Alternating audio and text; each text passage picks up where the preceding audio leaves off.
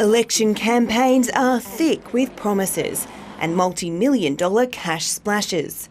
But a new probe into Tasmania's 2018 election has called into question a series of smaller spends. The Liberals' pledges to sporting clubs, religious groups and councils adding up to $21.4 million. The risk is that you throw good money after bad because it hasn't gone through a proper process.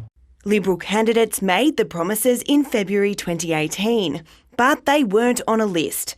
There's no information about how recipients were chosen, and they were never further assessed by Tasmania's Public Service. You make an offer of a grant to a small group of people who may be then inclined to vote for you, but the general public weren't aware of what grants have been promised and what hadn't been promised. Some of what was promised included $500,000 for the Kingborough District Cricket Club for a grandstand upgrade, $35,000 to the Signet Association for streetscape works, $5,000 for tourism to the Great Western Tiers, and the smallest grant was $2,000 for Scouts. We're not trying to tell government how to spend their money. What we're saying is be transparent beforehand and afterhand make sure you have proper accountability. Professor Richard Herr says people should care because it undermines democracy. It's their money. Their taxes are being unfairly distributed to marginal seats without proper oversight and the like. And the people who live in safe seats don't always get their due.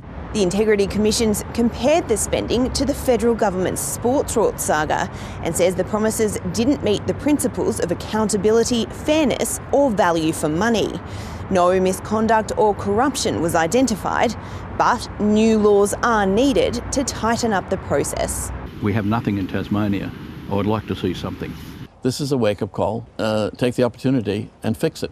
These are very serious papers that highlight the lack of integrity of this government and the use of taxpayer money to essentially buy votes come election time. A government spokesman says it's important to get out into the community when developing election policies and points out the commitments were documented in budget papers later passed by Parliament. Alexandra Humphreys, ABC News.